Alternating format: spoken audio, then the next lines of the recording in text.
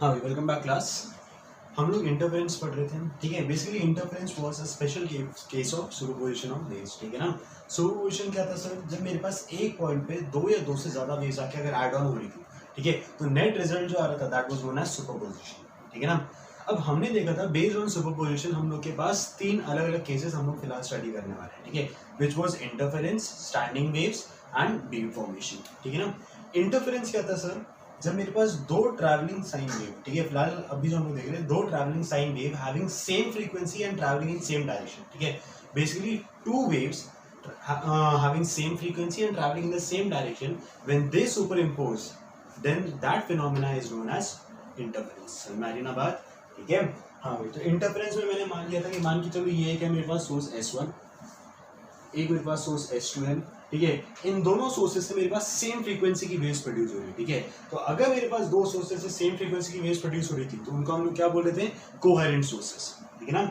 हाँ भाई, तो मेरे पास ये दोनों कोहेरेंट सोर्सेस और कोहेरेंट सोर्सेस कैसे प्रोड्यूस करते थे वो भी मैंने आपको बताया था, ठीक है। तो इन दोनों में से मेरे पास ऐसी वेव्स एमिट हो रही है जो सेम फ्रीक्वेंसी की थी, तो omega omega travelling in the same medium, तो मेरे पास के जो है वेव कांस्टेंट वो भी सेम रहेगा, ठीक है। तो मान के चलो पहली वेव की इक्वेशन थी मेरे पास कुछ A1 sine omega T minus के एक्स, दूसरी वेव की इक्वेशन थी मेरे पास A2 sine omega T minus के x plus phi naught. Arias में where phi naught is the phase difference between second wave and first wave. This is phase of second wave, this is phase of first wave, ठीक है। तो phi naught is phi 2 minus phi 1, basically the phase difference, ठीक है।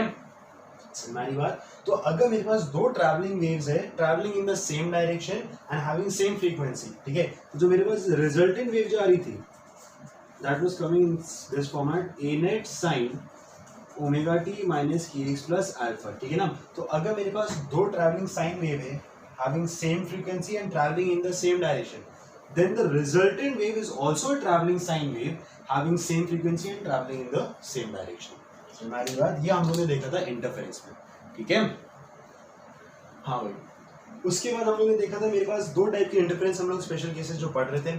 एक था constructive interference जिसमें मेरे पास maximum amplitude या फिर मैक्सिमम इंटेंसिटी मिल रही थी। दूसरा था मेरे पास डिस्ट्रक्टिव इंटरफेरेंस जिसमें मेरे पास मिनिमम एम्पलीट्यूड या फिर मिनिमम इंटेंसिटी मिल रही थी, ठीक है। हाँ भाई, कंस्ट्रक्टिव इंटरफेरेंस जिसमें मेरे पास एम्पलीट्यूड मैक्सिमम आ रहा था या फिर इंटेंसिटी मैक्सिमम आ रही थी, ठीक है। एम्पलीट्यूड मैक्सिमम कितना था मेरे पास A1 प्लस A2, ठीक है। और इसकी कंडीशन मेरे पास कंस्ट्रक्टिव इंटरफेरेंस की कंडीशन थी कि डिफरेंस जो था मेरे पास फेज में, ठीक है, delta phi that should be equal to 2n5, delta phi should be equal to मेरे पास 2n5, ठीक है। तो अगर मेरे पास phase difference between the two waves, phase difference between the two waves 2n5 के फॉर्मेट में है, ठीक है, where n can range from 0 1 2 3 so on। हमारी बात, तो अगर मेरे पास phase difference between the two waves, अगर मेरे पास phase difference between the two waves 2n pi के फॉर्मेट में, तो मेरे पास कैसे इंटरफेरेंस मिल रहा था सर, कंस्ट्रक्टिव इंटरफेरेंस, मतलब मैक्सिमम एम्पलीट्यूड, ठीक है। उसके सिवा हम लोगों ने देखा था destructive interference. Sir what was destructive interference, जब मेरे पास मिनिमम एम्पलीट्यूड मिल रहा था A1 माइनस A2, ठीक है, मॉड साइन में, क्योंकि हम लोगों से वैसे मैग्नीट्यूड की मतलब मैग्नीट्यूड से मतलब रहेगा। अब अगर एम्पलीट्यूड मिनिमम है तो ऑब्वियस सी बात है मेरे पास इंटेंसिटी भी मिनिमम होगी क्योंकि intensity is proportional to a square, ठीक है। हाँ, तो मेरे पास मिनिमम एम्पलीट्यूड हो गया A1 माइनस A2। और मुझे डिस्ट्रक्टिव इंटरफेरेंस मिलता कब था, जब मेरे पास फेज डिफरेंस किस फॉर्मेट में हो, 2n+1। मेरी बात समझा नहीं समझा, मतलब अगर मेरे पास इवन मल्टीपल ऑफ पाई है अगर फेज डिफरेंस, तो मेरे पास कंस्ट्रक्टिव इंटरफेरेंस मिलेगा। अगर इवन मल्टीपल ऑफ पाई है तो कंस्ट्रक्टिव इंटरफेरेंस, अगर ऑड मल्टीपल ऑफ पाई है तो फिर मेरे पास डिस्ट्रक्टिव इंटरफेरेंस। समझ ना बात, ठीक है। चलो यहां तक हम लोग ने कर लिया था। उसके बाद हम लोग बात कर रहे थे फेज की। ये जो टर्म है अपने पास फेज, इसके बारे में थोड़ी सी हम लोग चर्चा करते हैं, ठीक है, क्योंकि ऑब्वियस सी बात है कि कब कंस्ट्रक्टिव इंटरफेरेंस मिलेगा कब डिस्ट्रक्टिव इंटरफेरेंस मिलेगा उसको एम्पलीट्यूड से कोई लेना देना नहीं होता है, ठीक है, ओमेगा वगैरह से कोई लेना देना नहीं होता है। उसको बेसिकली मतलब रहता है कि मेरे पास फेज डिफरेंस कितना है। समझ में आ रही बात, कि दो वेव्स की वजह से मेरे पास कंस्ट्रक्टिव इंटरफेरेंस होने वाला है या दो वेव्स की वजह से मेरे पास डिस्ट्रक्टिव इंटरफेरेंस होने वाला है या कोई और घटना बीच में घटने वाली है, वो प्योरली डिपेंड करता है कि फेज डिफरेंस कितना है। हमारी बात, मतलब ये जो फेज जो है total phase of a travelling wave, ये बहुत इंपॉर्टेंट टर्म है। तो y इज इक्वल टू मेरे पास था a sin omega t minus के एक्स, ठीक है। y1 was equal to a1 sin omega t minus kx and y2 was equal to a2 sin omega t minus kx plus phi naught, where phi naught was the phase difference. ठीक है, अगर मैं किसी general wave की बात कर रहा हूँ, ठीक है, तो जनरल वेव की इक्वेशन हम क्या लिखते थे sir, a sin omega t minus kx plus phi naught. ठीक है, यहाँ पे अपन को फाई नॉट इनिशियल फेज ले रहे हैं, यहाँ पे फाई नॉट अपन लोग फेज डिफरेंस ले रहे थे. ठीक है, तो फिलहाल अभी हम लोग जनरल वेव के हिसाब से बात कर रहे थे, थोड़ी देर इसको भूल जाओ. हाँ, हम लोग ने क्या देखा था कि अगर मेरे पास कोई भी जनरल वेव की इक्वेशन है तो a sin omega t minus kx plus phi naught, this is a travelling sine wave. ठीक है, where omega t minus kx plus phi naught, this part is known as phase. This part is known as phase. और ये phase एक बहुत important term होता है. Basically phase हमारे पास comment कर रहा होता है कि मेरे पास किसी भी टाइम पे किसी भी पोजीशन वाला पार्टिकल कहाँ पे कितने डिस्प्लेसमेंट पे होगा. ठीक है, वो मुझे प्योरली phase से पता चलता है. ठीक है ना. हाँ, अब अगर आप अच्छे से देखो फेस, मान के चलो इस पूरे फेस को मैं फाई से डिनोट करूं. ठीक है, तो फाई इज इक्वल टू हो गया मेरे पास ओमेगा टी माइनस के एक्स प्लस फाई नॉट. हमारी बात तो अच्छे से देखो, फाई कितने फैक्टर्स पे डिपेंडेंट है सर, 5 फैक्टर्स पर, ओमेगा टी के एक्स फाई नॉट. आइए इसमें जो phase of any travelling sine wave जो रहता है मेरे पास, ठीक है, वो मेरे पास 5 फैक्टर्स पे डिपेंडेंट है, ओमेगा टी के एक्स एंड फाई नॉट.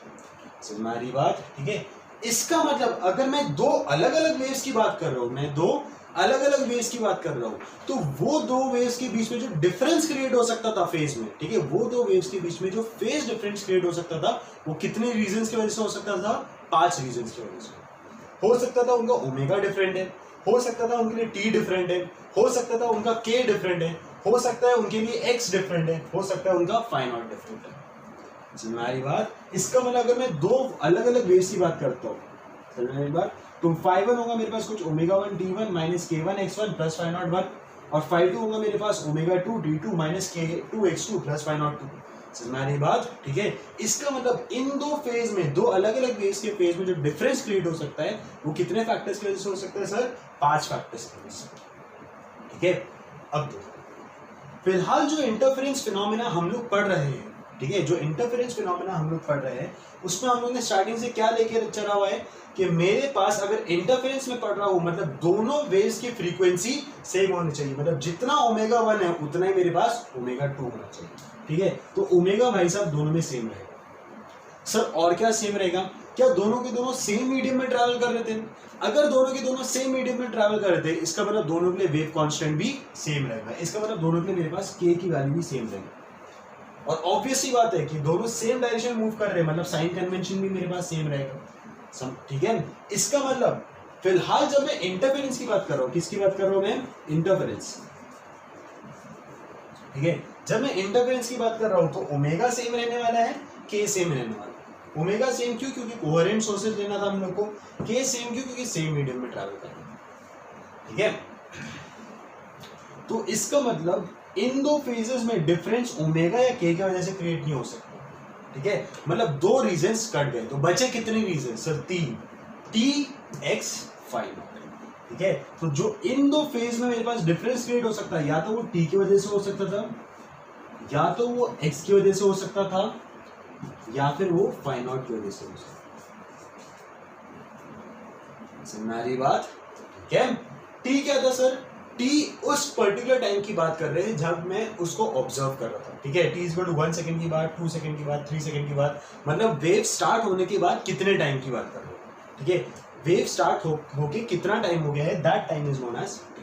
ठीक है, एक्स क्या था सर, कि जहां पे आपका सोर्स है, उस सोर्स से कितने डिस्टेंस वाले पार्टिकल की बात कर रहे हैं. X was position of the particle. ठीक है, किसके रिस्पेक्ट में पोजीशन, सोर्स के रिस्पेक्ट में पोजीशन. तो x बेसिकली बता रहा था कि जहां पे भी आपका सोर्स है, उस सोर्स से कितने डिस्टेंस की पार्टिकल की बात कर रहा है. And phi naught was initial phase of the wave. समझ आ रही ना बात. ठीक है, हाँ भाई, तो मुझे ये बात एकदम क्लियरली समझ में आ गई कि अगर मैं दो अलग अलग वेव्स को कंसिडर कर रहा हूँ इंटरफेरेंस में, तो मेरे पास डिफरेंस क्रिएट हो सकता है टाइम की वजह से, मेरे पास डिफरेंस क्रिएट हो सकता है एक्स की वजह से, मेरे पास डिफरेंस क्रिएट हो सकता है फाई नॉट की वजह से.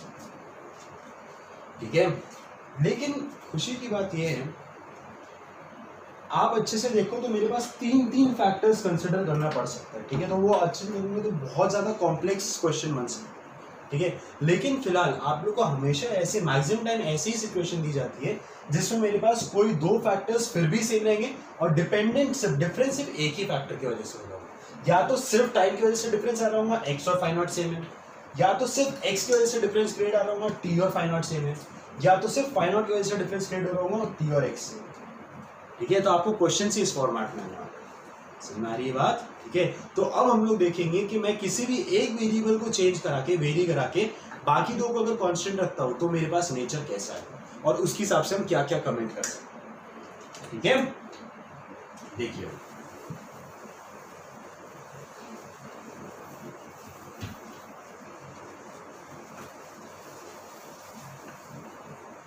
मान के चलो दो सोर्सेस हैं S1 S2, ठीक है। पहला केस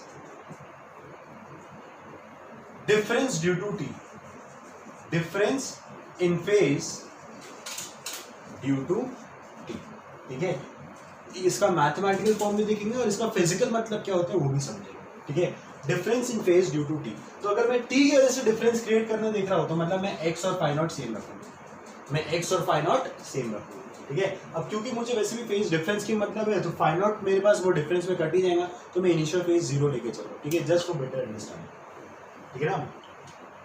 अब difference in phase due to T देखना है, ठीक है। Difference in phase due to T मतलब मेरे पास जो दो सोर्सेस की बात कर रहा हूं उसके लिए एक्स सेम होना चाहिए, ठीक है।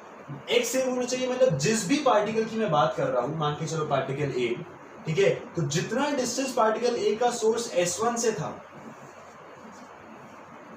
उतना ही डिस्टेंस पार्टिकल ए का सोर्स S2 से होना चाहिए,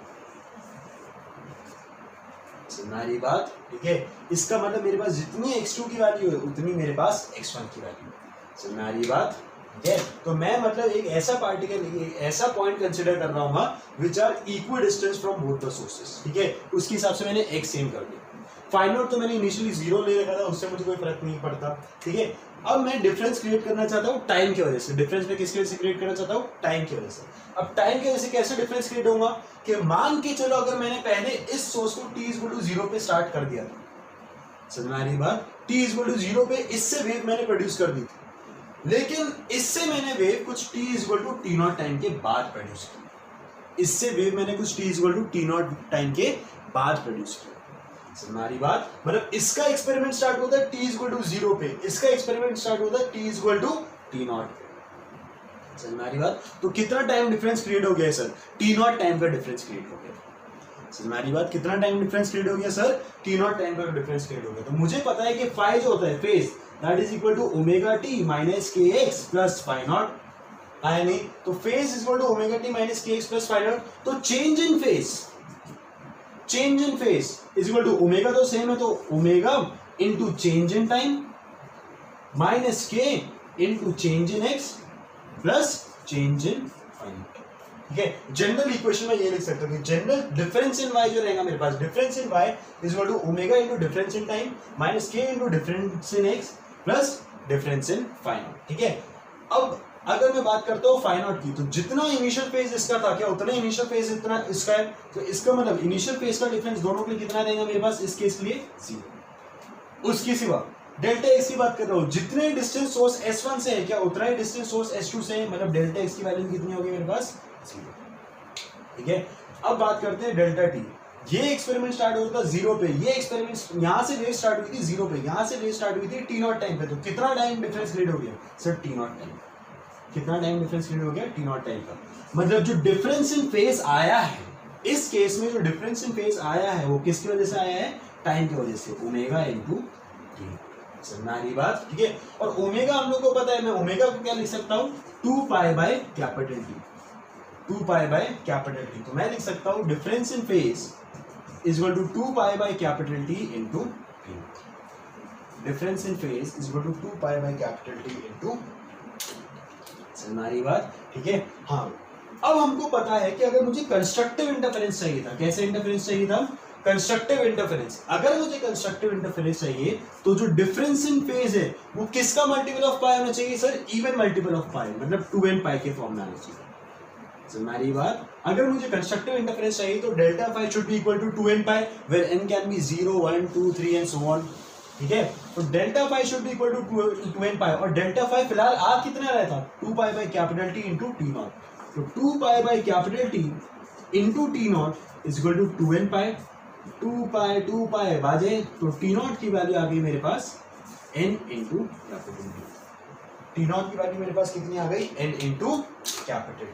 सर इस बात का क्या मतलब है, इस बात का ये मतलब हुआ कि यहाँ पे अगर आपने t इक्वल टू 0 पे एक्सपेरिमेंट स्टार्ट किया था, यहाँ पे अगर आपने t इक्वल टू 0 पे एक्सपेरिमेंट स्टार्ट किया था, तो यहाँ पे आप या तो t equal to capital T पे स्टार्ट कर सकते हो, 2t पे स्टार्ट कर सकते हो, 3t पे स्टार्ट कर सकते हो, 4t पे स्टार्ट कर सकते हो, यस सो मतलब मल्टीपल ऑफ t होना चाहिए। क्या होना चाहिए सर, मल्टीपल ऑफ t होना चाहिए। ठीक है, मैंने अभी 0 क्यों नहीं लिया, क्योंकि अगर यहाँ पे भी 0 है, यहाँ पे भी 0 पे स्टार्ट करा तो सर डिफरेंस रहेगा क्या, नहीं सर, तो उसको बात करके फायदा क्या।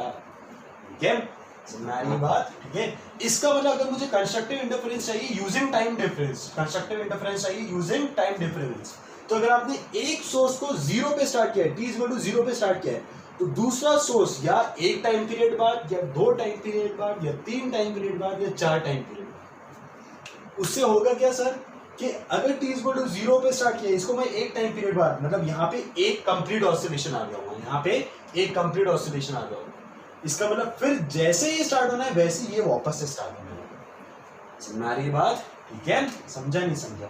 अगर एक टाइम पीरियड बात करता हूँ तो मेरे पास यहाँ का एक ऑसिलेशन आ चुका है और यहाँ से अब स्टार्ट हुआ। ठीक है, तो मतलब ये भी यहीं से स्टार्ट हो रहा होगा वापस, ये भी यहीं से स्टार्ट हो रहा होगा। अगर यहाँ पे मैं t इक्वल टू 2t पे स्टार्ट करता, मतलब इस वाले में 2 ऑसिलेशन आ गए। कितने ऑसिलेशन आ गए होंगे सर, 2 ऑसिलेशन। ठीक है, t इक्वल टू 3t पे अगर मैं इसको स्टार्ट करता हूँ तो यहाँ पे 3 ऑसिलेशन, कंप्लीट ऑसिलेशन आ गए। ठीक है, तो अगर 3 कंप्लीट ऑसिलेशन आ गए मतलब फिर से वो यहीं से स्टार्ट हो रहा है और ये भी फिर से यहीं से स्टार्ट हो रहा है।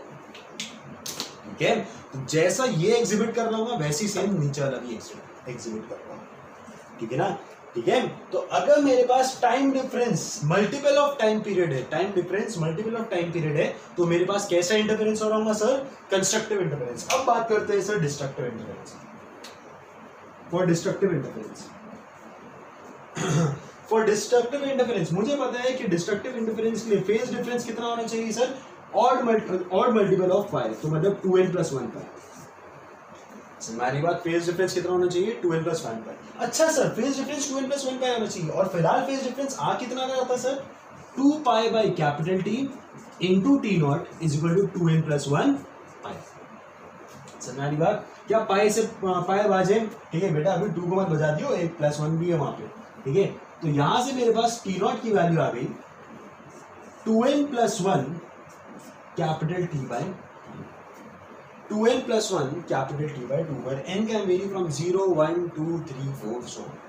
ठीक है, n की वैल्यू अगर आप 0 रखते हो तो कैपिटल T by 2, n की वैल्यू 1 रखते हो तो 3t by 2, n की वैल्यू 2 रखते हो तो 5t by 2। आरिवर्स में मतलब odd multiple of t by 2। ठीक है, तो फॉर डिस्ट्रक्टिव इंटरफेरेंस मेरे पास टाइम कितना टाइम डिफरेंस होना चाहिए, या तो t by 2, 3t by 2, 5t by 2, 7t by 2 and so on. ठीक है, अब इसको फिजिकली समझते हैं सर कैसे। मान के चलो इसको मैंने स्टार्ट किया था t = 0 पे, ठीक है, और इसको मैं स्टार्ट कर रहा हूँ t = t by 2। t by 2 मतलब हाफ ऑसिलेशन, t by 2 मतलब हाफ ऑसिलेशन। इसका मतलब इसका ऊपर वाला बन गया होगा, समझ वाली बात। ठीक है, इसका ऊपर वाला बन गया होगा, और अब कौन सा आने वाला था, नीचे वाला। अब कौन सा आने वाला था, इसका नीचे वाला, और इसका क्या आने वाला था सर, ऊपर वाला। समझो इस बात को, time reference of t by 2 का मतलब सही। हाँ, मैंने इसको t = 0 पे स्टार्ट कर दिया था, ठीक है, और ये स्टार्ट होने वाला है t = t by 2। अगर ये t = t by 2 टाइम बाद स्टार्ट हो रहा है, ठीक है, ये 0 पे स्टार्ट हुआ था, ये t by 2 टाइम पे स्टार्ट होने वाला है। ठीक है, तो t by 2 टाइम तक फर्स्ट सोर्स के साथ क्या हो गया था सर, t by 2 टाइम तक फर्स्ट सोर्स के साथ एक पल्स बन चुकी है। ठीक है, एक कंप्लीट ऑसिलेशन का आधा ऑसिलेशन हो चुका है। सर नारी बात, क्या हो चुका है, आधा ऑसिलेशन हो चुका है। इसका मतलब जहां से भी सेकंड वाला स्टार्ट होने वाला है, फर्स्ट वाला अब उसके उल्टे से स्टार्ट होने वाला है। सर नारी ना बात, ठीक है, इमेजिन करके देखिए, ठीक है, ये देखो मान के चलो यहां था अपना पॉइंट ए भाई साहब, ठीक है, ये t इक्वल टू 0 पे इसने एक पल्स जनरेट कर दिया और इसका सॉरी आधा पल्स इसका आधा ऑसिलेशन इसका जनरेट हो चुका है, ठीक है, और t इक्वल टू t/2 पे अब ये स्टार्ट होने वाला है, ठीक है, अगर t इक्वल टू t/2 पे अब ये स्टार्ट होने वाला था, मतलब अब यहां से मेरे पास कौन सा हिस्सा आने वाला था, नीचे वाला, और S2 से कौन सा हिस्सा आने वाला था, ऊपर वाला।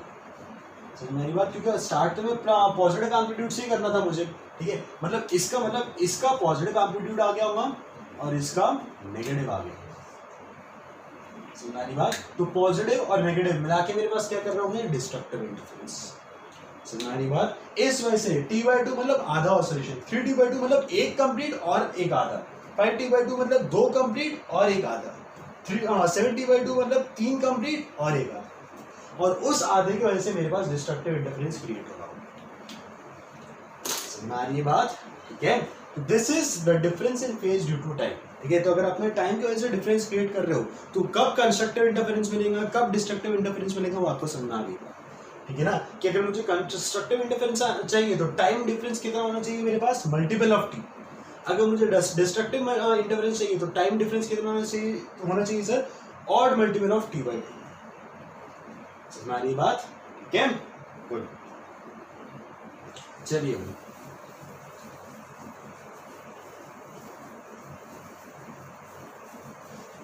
अब हम लोगों ने देख लिया था डिफरेंस इन फेज, अभी तक हम लोगों ने देखा difference in phase due to time difference, अब हम लोग देखेंगे difference in phase due to X difference, position difference, difference in phase due to position difference.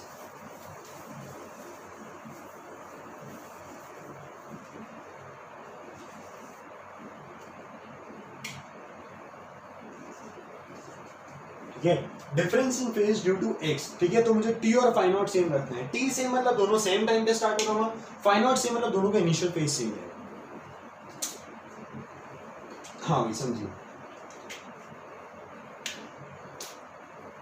मान के चलो ये था मेरे पास सोर्स S1, ये था मेरे पास सोर्स S2, अब डिफरेंस फेज ड्यू टू मेरे पास x के डिफरेंस की वजह से होना चाहिए, मतलब अगर x का डिफरेंस है तो क्या दोनों सोर्सेस से मेरे पास इक्वल डिस्टेंस वाला पॉइंट होगा क्या, नहीं सर, किसी एक के पास में होगा दूसरे से दूर होना चाहिए, तो मान के चलो मेरे पास पॉइंट A यहाँ, तो सोर्स S1 से पॉइंट A का डिस्टेंस मान के चलो मेरे पास था x1, सोर्स S2 से पॉइंट A का डिस्टेंस मेरे पास मान के चलो था x2,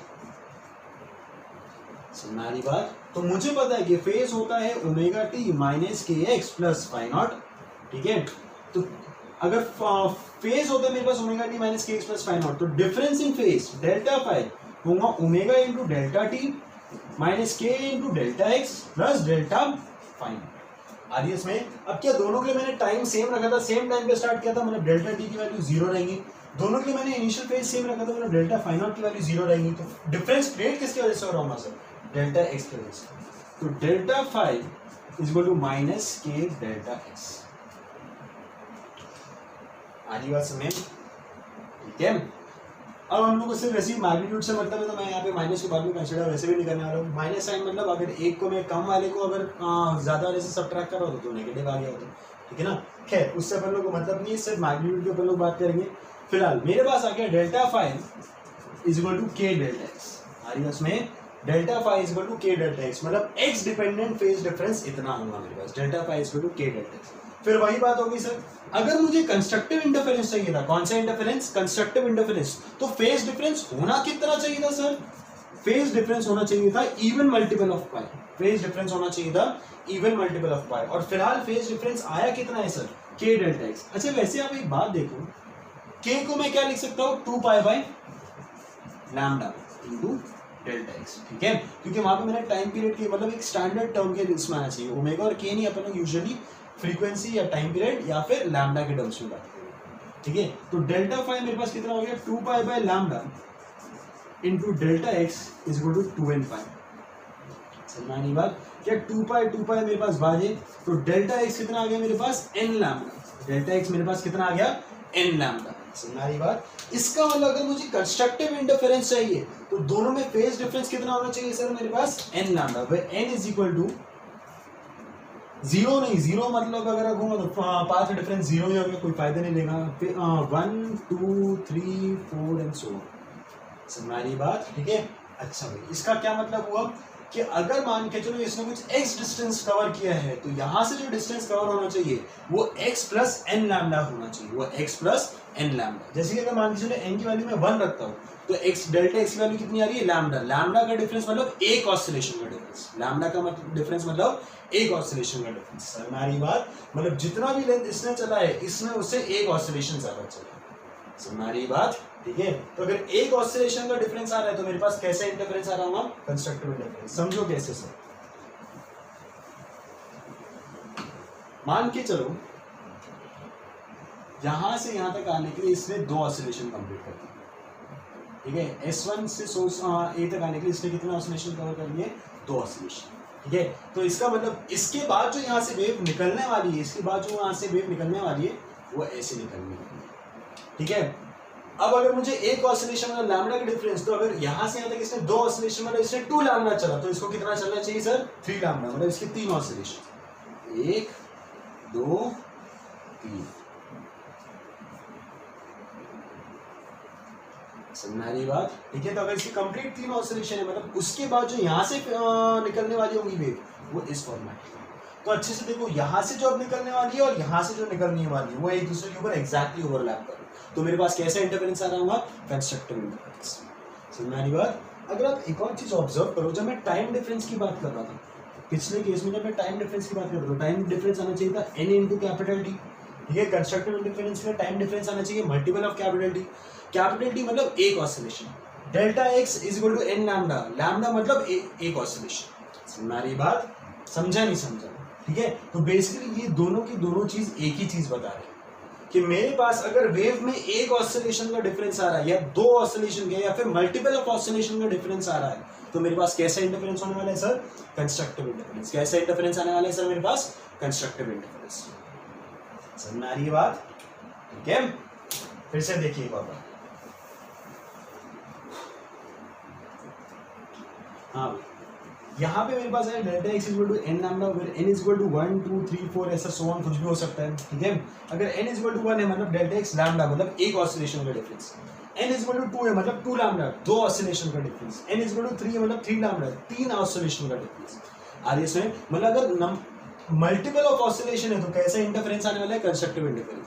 सर टाइम के डिफरेंस में क्या रहा था, delta T is equal to N into capital T. अगर एन की वैल्यू 1 है तो कैपिटल टी मतलब एक ऑसिलेशन, n की वैल्यू 2 है मतलब 2t मतलब दो ऑसिलेशन, n की वैल्यू 3 है मतलब 3t मतलब तीन ऑसिलेशन।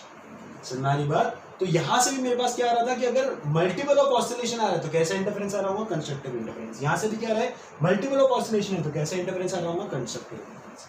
समझ बात। तो अगर आप डिस्टेंस के टर्म्स में बात करो तो multiple of oscillation n lambda लिखते हैं, टाइम के टर्म्स में बात करो तो मल्टीपल ऑफ ऑसिलेशन nt लिखते हैं। समझा नहीं समझा, ठीक है, गुड। मतलब बात आपको मैं यही बताना चाहता हूँ कि यहाँ पे नामकरण अलग अलग दिया गया है लेकिन कर्व सबकी सेम आ रहा है कि अगर मल्टीपल ऑफ ऑसिलेशन का डिफरेंस है तो कैसा इंटरफेरेंस आ रहा होगा सर, कंस्ट्रक्टिव इंटरफेरेंस। अब बात करते हैं डिस्ट्रक्टिव इंटरफेरेंस। थोड़ा बहुत आप गेस कर सकते हो, पिछले केस में डिस्ट्रक्टिव इंटरफेरेंस में मेरे पास डेल्टा टी कितना आ रहा था, 2n + 1 कैपिटल टी बाई।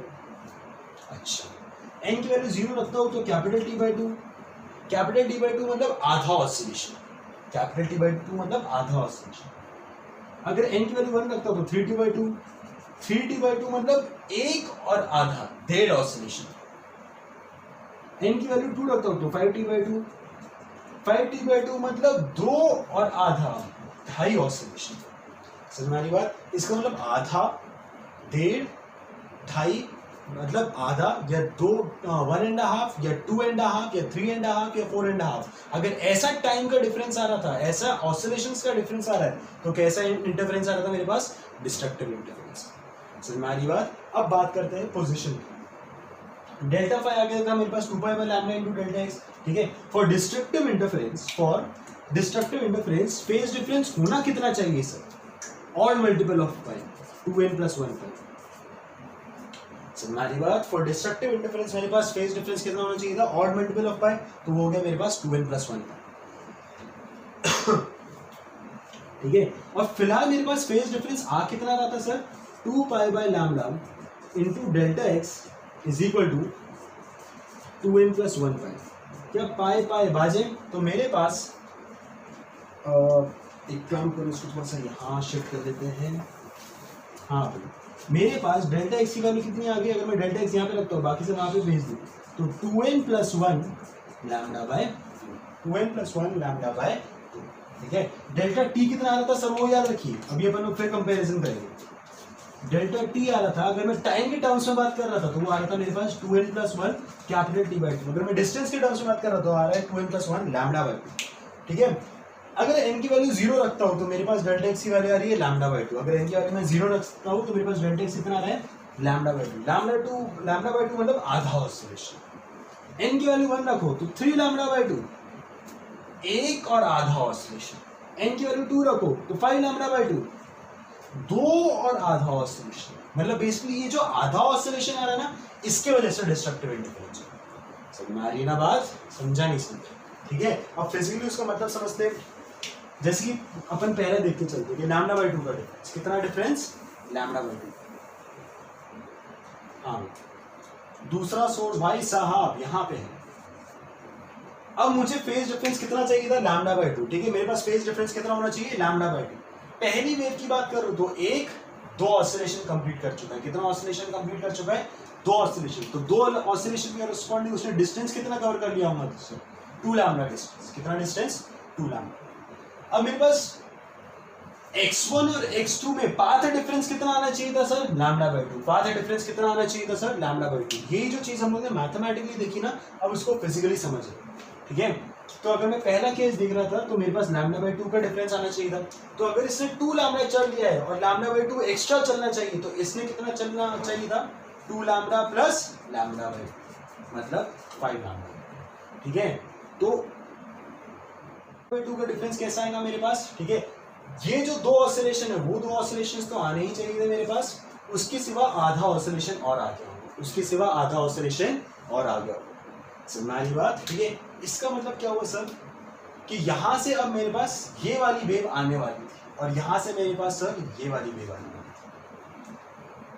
समझ ना बात, ठीक है।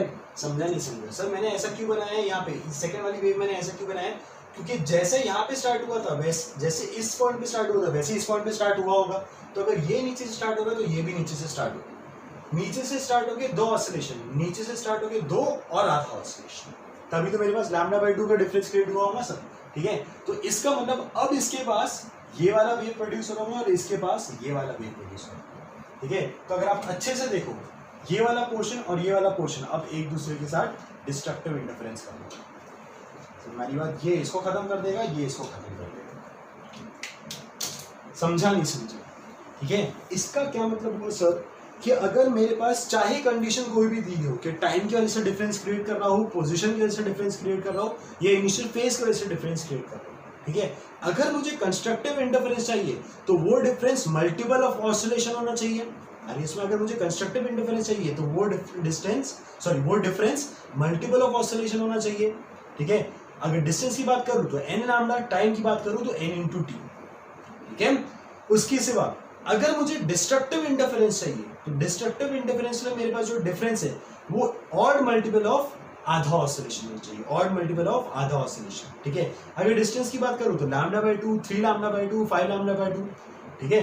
अगर मैं टाइम की बात करूं तो t by 2, 3t by 2, 5t by 2। समझा, ठीक है। ऐसा खाओ खाना, घुमा के खाओ, बात एक ही आने वाली, ठीक है। कंस्ट्रक्टिव इंटरफेरेंस के लिए multiple of oscillation, destructive interference के लिए ऑड मल्टीपल ऑफ आधा ऑसिलेशन, ठीक है। समझ आई ना बात, चलिए good.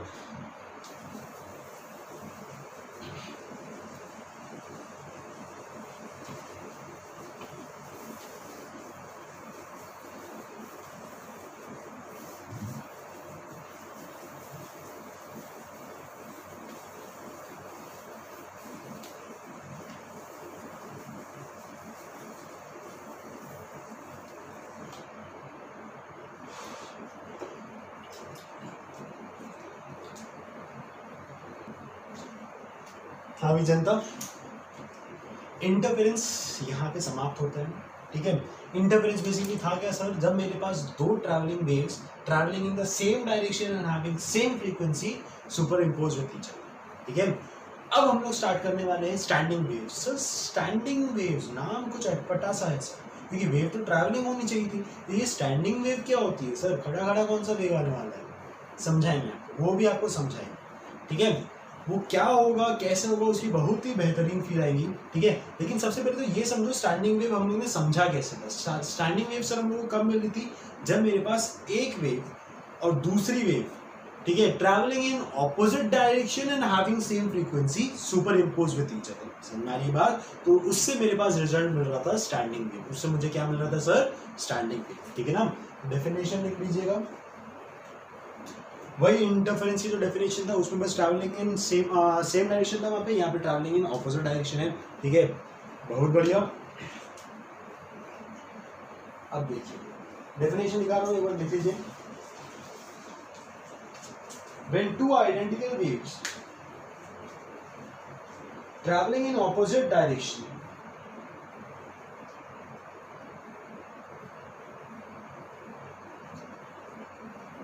and in same line superimposed with each other, then the result obtained is standing wave, are you उसमें, ठीक है। अब ट्रैवलिंग इन ऑपोजिट डायरेक्शन है, ठीक है ना। हाँ देखिए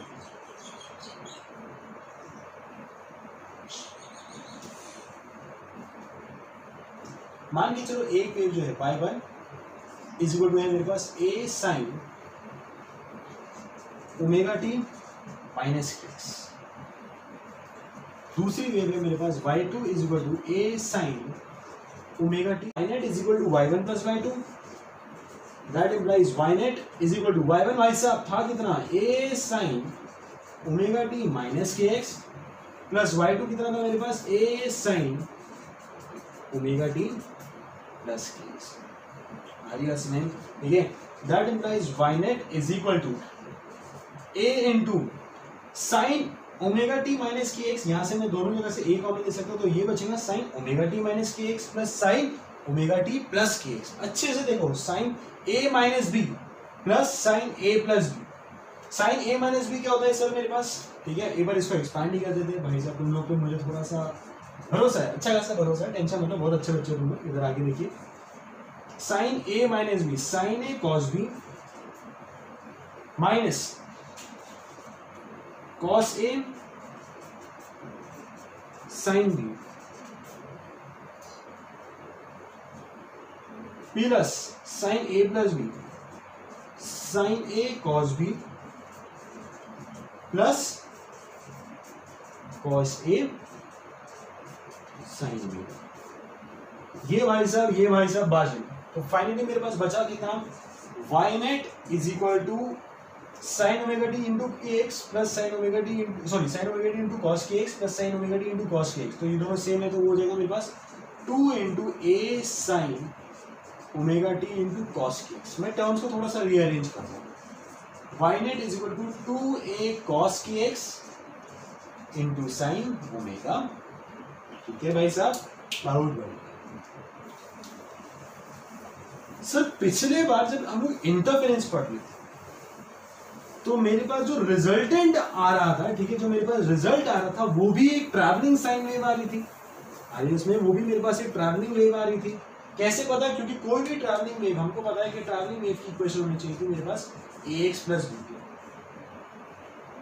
इसमें हमारी बार मेरे पास वेव की जो बेसिक इक्वेशन आती थी वो आती थी f of ax plus B. क्या ये इक्वेशन इस फॉर्म में आ रही है क्या सर? नहीं, ये ax प्लस बी टी थोड़ी ना है, kx वाला टर्म अलग है, ओमेगा टी वाला टर्म अलग है, ऐड थोड़ी होना है एक दूसरे से। समझ में आ रही है बात? ठीक है, इसका मतलब जब मेरे पास दो wave travelling in opposite direction आ रहा था तो जो रिजल्टेंट आ रहा था वो सेम नेचर का नहीं आ रहा था, कुछ तो नेचर में डिफरेंस है भैया। सॉरी, समझ में ना बात? ठीक है, अब वो डिफरेंस क्या है वो मैं आपको समझाता हूँ। मैं क्या कर रहा हूँ, जस्ट फॉर सिंप्लिसिटी में इस पूरे टर्म को आर लिख रहा हूँ, इस पूरे टर्म को मैं आर लिख रहा हूँ, ठीक है। तो मैं लिख सकता हूं Y net is equal to R into sine omega T, R into sine omega T. ठीक है, अच्छे से देखो, ये जो मेरी वाई नेट की इक्वेशन जो आ रही है ना, ये कुछ इस फॉर्मेट में आ रही है, A sine omega T plus phi. जो वाई नेट की इक्वेशन आ रही है मेरे पास कुछ इस फॉर्मेट में आ रही है, ए साइन ओमेगा टी पर प्लस फाइन नॉट, वेर ए जो है उसका रोल आर निभा रहा है and sign omega T plus phi not का रोल ये निभा रहा है, जहाँ पे फिलहाल मेरे पास फाइन नॉट की वैल्यू कितनी आ रही है, 0। सर ये जो इक्वेशन है y is equal to A sine omega T plus phi naught, ये किसकी इक्वेशन रहती थी सर? ये एक एसएचएम करते हुए पार्टिकल की इक्वेशन मिलती थी, एक ऐसा पार्टिकल जो y के अलोंग मेरे पास एसएचएम परफॉर्म कर रहा है। हमारी बात जो y एक्सिस के अलोंग एसएचएम परफॉर्म कर रहा है उसकी इक्वेशन रहती थी A sine omega T plus phi naught. अच्छा सर, इसका मतलब जो मेरे पास रिजल्टेंट वेव आ रहा है वो बेसिकली पार्टिकल परफॉर्मिंग एसएचएम के रिजल्ट के बराबर कुछ वैसा मिलता जुलता आ रहा है। हमारी बात वो वैसा कुछ मिलता जुलता आ रहा है, जहाँ पे r की वैल्यू क्या थी मेरे पास sir? r was equal to 2a cos kx, और ये साइन ओमेगा टी को मैंने as it is sine omega T plus phi naught वैसे ही इंटरप्रेट किया था, जहाँ पे फाइन नॉट की वैल्यू फिलहाल मेरे पास कितनी आ रही है, 0, क्योंकि मैंने इनिशियल में वहाँ पे कुछ ऐसी ओमेगा टी माइनस के x omega T plus K x ले रखा होता। अगर कुछ मैंने फाइन नॉट 1 फाइन नॉट 2 मान लिया होता तो यहाँ पे 0 की जगह कुछ और आ जाता, अल्फा होता। ठीक है, समझ आ रही बात? लेकिन नेचर ऑफ इक्वेशन तो मेरे पास सेम आ रही है। ठीक है, तो मैं ये मान सकता हूँ कि मेरे पास जो दो ट्रैवलिंग साइन वेव थी उनकी सुपरपोजिशन की वजह से जो मेरे पास रिजल्टेंट आ रहा है वो रिजल्टेंट कुछ पार्टिकल परफॉर्मिंग एसएचएम से मिलता जुलता कुछ रिजेम्बलेंस शो कर रहा है, कुछ ना कुछ तो रिजेम्बलेंस शो कर रहा है। अब वो एग्जैक्टली रिजेम्बलेंस कैसे शो कर रहा है वो मैंने समझता हूँ। ठीक है, साइन ओमेगा टी प्लस 0, ठीक है, या sign omega T plus phi not, हमारी बात ये तो मुझे बता रहा होता है, ये वाला टर्म जो होता है फेज, ये मुझे बता रहा होता है कि किसी भी टाइम पे मेरे पास पार्टिकल का डिस्प्लेसमेंट कितना है, at any time T particle का डिस्प्लेसमेंट कितना है वो ये मुझे टर्म बता रहा है। ठीक है, तो ये टर्म बता रहे हैं मुझे at any time T displacement of particle, at any time T displacement of particle. ठीक है, तो जैसा यहाँ पे आता था एसएचएम में वैसे मेरे पास फिलहाल अभी भी आ रहा है। लेकिन अगर मैं एक बात नोटिस करूं, ये होता था मेरे पास amplitude of particle performing SHM.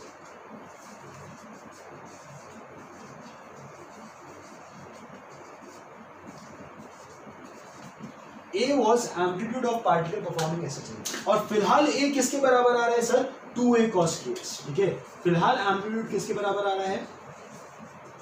2a cos kx। अच्छा सर, 2a कांस्टेंट है, a कांस्टेंट है, x एक वेरिएबल है। x बात कर रहा है कि किस पोजीशन की आप बात कर रहे हो, x क्या बात कर रहा है, आप किस पोजीशन की बात कर रहे हो। समझ आ रही बात? इसका मतलब क्या हुआ कि जो मेरे पास अभी एसएचएम टाइप की इक्वेशन जो आ रही है मेरे पास, जो एसएचएम टाइप की इक्वेशन जो आ रही है उसका जो एम्पलीट्यूड है, वो एम्पलीट्यूड कैसा आ रहा है? पोजीशन डिपेंडेंट आ रहा है। वो एम्पलीट्यूड कैसा आ रहा है सर? पोजीशन डिपेंडेंट आ रहा है। This R is a position dependent term. हमारी बात, R is a position dependent term. हमारी बात ठीक है। जैसे कि अगर मैं x इक्वल टू 0 पुट करता हूं तो cos 0 हो गया मेरे पास 1, तो r की वैल्यू हो गई 2a, मतलब x इक्वल टू 0 वाला पार्टिकल का एम्पलीट्यूड कितना हो गया मेरे पास? 2a। लेकिन अगर मैं x इक्वल टू मान के चलो यहाँ पे ये 2 पाई बाय लैम्डा होता, ठीक है, इनटू x, k को मैं लिख सकता हूँ 2 पाई बाय लैम्डा। मान लीजिए अगर मैंने x की वैल्यू बोली होती लैम्डा बाय 4, x की वैल्यू मैंने बोला होता लैम्डा बाय 4, तो लैम्डा लैम्डा बाजे ये बाजे, तो ये हो गया मेरे पास pi by 2। cos pi by 2 कितना होता है सर? 0, तो r की वैल्यू कितनी होगी सर मेरे पास? 0। देयरफॉर x इक्वल टू 0 के लिए मेरे पास r आ रहा था 2a, x is equal to lambda by 4 के लिए मेरे पास r आ रहा था 0। समझी बात? समझा नहीं समझा? वैसे अगर मैंने लैम्डा बाय 2 रखा होता तो cos पाई आता, cos पाई मतलब -1, तो r की वैल्यू आती मेरे पास -2, मतलब मैग्नीट्यूड तो 2 ही है। समझ रही ना बात?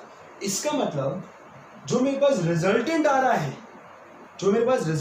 है, वो पार्टिकल परफॉर्मिंग एसएचएम्स आ रहे हैं, ठीक है। पार्टिकल परफॉर्मिंग एसएचएम जिनका सबका फेज की वैल्यू सेम है, जिनकी सबकी फेज की वैल्यू सेम है, बस उनका क्या डिफरेंट है, आर की वैल्यू, उनका एम्पलीट्यूड डिफरेंट। समझो इस बात, समझी बात, ठीक है। क्योंकि बेसिकली ये जो है 2a cos kx, तो x पोजीशन डिपेंडेंसी भी आ रही है, टाइम डिपेंडेंसी भी आ रही है, ठीक है। तो मान के चलो ये वो मीडियम है जिसमें मेरे पास वेव ट्रैवल कर रही थी, वो दो वेव आके सुपर इम्पोज हुई थी, ठीक है। तो मेरे पास साइन ओमेगा टी, ठीक है, मुझे पता है कि ये जो रिजम्बलेंस आ रहा है, ये एक एसएचएम से रिजम्बलेंस आ रहा है, अरे सो रिजम्बलेंस मेरे पास एसएचएम से आ रहा होगा, ठीक है। अब टाइम डिपेंडेंसी वाला टर्म मेरे पास ओमेगा टी प्लस 5 है, ठीक है। ए की वैल्यू आ रही थी मेरे पास आर के बराबर, R was equal to 2a cos kx। समझानी बात, मतलब जो मेरे पास फेज वाला टर्म काम कर रहा था वो ये वाला टर्म है, और जो एम्पलीट्यूड वाला टर्म था वो ये वाला टर्म है, ठीक है। इसका मतलब डिफरेंट वैल्यू ऑफ x के लिए, ठीक है, this is y axis, this is x axis, different value of x के लिए, डिफरेंट वैल्यू ऑफ x के लिए क्या r की वैल्यू डिफरेंट रहेगी? हाँ sir, different value of x के लिए r की वैल्यू डिफरेंट रहेगी, मतलब डिफरेंट वैल्यू ऑफ x के लिए एम्पलीट्यूड डिफरेंट रहेगी, डिफरेंट वैल्यू ऑफ x के लिए एम्पलीट्यूड डिफरेंट रहेगा। कोई सिर्फ मेरे पास इतना ऑसिलेट कर रहा है, कोई मेरे पास इतना ऑसिलेट कर रहा है, कोई इतना ऑसिलेट कर रहा है, कोई इतना ऑसिलेट कर रहा है, कोई इतना ऑसिलेट कर रहा है, कोई इतना ऑसिलेट कर रहा है, कोई इतना ऑसिलेट कर रहा है, कोई फिर कम, फिर कम, फिर कम,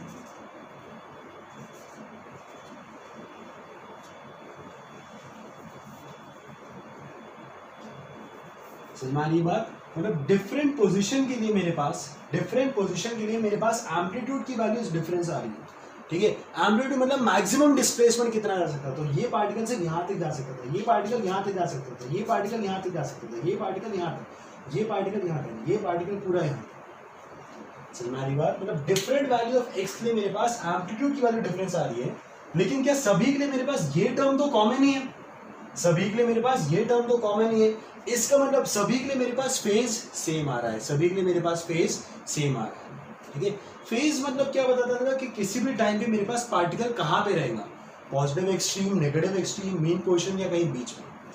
हमारी बात, फेज मुझे क्या बताता था, किसी भी टाइम पे वो एसएचएम करता हुआ पार्टिकल कहाँ पे रहेगा, ठीक है, positive extreme, negative extreme, main position या उसी कहीं बीच में। हमारी ना बात, ठीक है। अब अगर वो हर किसी के लिए सेम आ रहा है, इसका क्या मतलब कि मान के चलो अगर ये वाला पार्टिकल अगर अपने पॉजिटिव एक्सट्रीम में था तो हर कोई अपने पॉजिटिव एक्सट्रीम पे रहेगा, तो मुझे वो स्ट्रिंग ऐसी दिखाई देगी।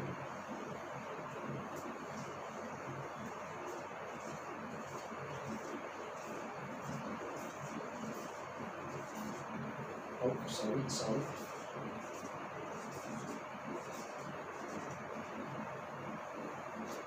हमारी बात, ठीक है।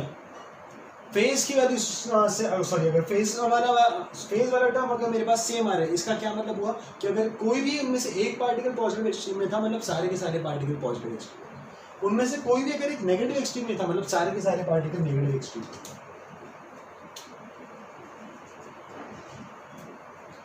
समझा रही बात, समझा नहीं समझा, ठीक है।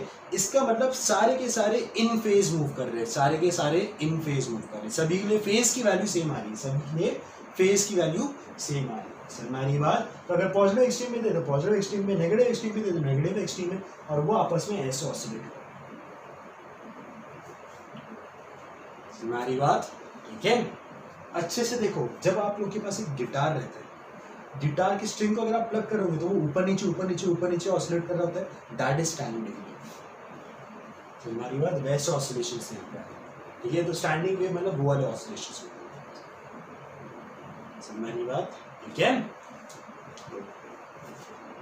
तो स्टैंडिंग वेव हमको समझना आया कि मेरे पास जब दो travelling waves travelling in opposite direction and having same frequency superimpose with each other, ठीक है, then the result is standing wave, ठीक है ना।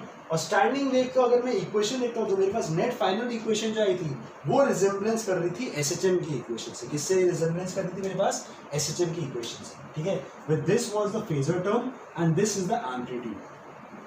हमारी बात ठीक है। तो मैंने देखा कि एम्पलीट्यूड जो है वो पोजीशन डिपेंडेंट आ रहा है, मतलब किसी x इक्वल टू 0 पे एम्पलीट्यूड कुछ और है, x इक्वल टू λ/4 पे एम्पलीट्यूड कुछ और है, λ/2 पे अलग है, 3λ/4 पे अलग है, लैम्डा पे अलग है। तो अलग अलग पोजीशन के लिए एम्पलीट्यूड डिफरेंट है, लेकिन अलग अलग पोजीशन की क्या ओमेगा डिफरेंस रहेगा क्या? नहीं, यहाँ पे ओमेगा में जो है x डिपेंडेंसी नहीं आ रही है, ठीक है। तो यहाँ पे हर किसी के लिए मेरे पास ओमेगा टी मतलब फेज वाला टर्म सेम है। समझ में आ रही बात? इसका मतलब एम्पलीट्यूड का डिफरेंस रहेगा, लेकिन जब एक पॉजिटिव एक्सट्रीम पे होगा तो हर कोई पॉजिटिव एक्सट्रीम पे, अगर कोई नेगेटिव एक्सट्रीम पे तो हर कोई नेगेटिव एक्सट्रीम पे। समझ में आ रही बात? And that is known as standing wave.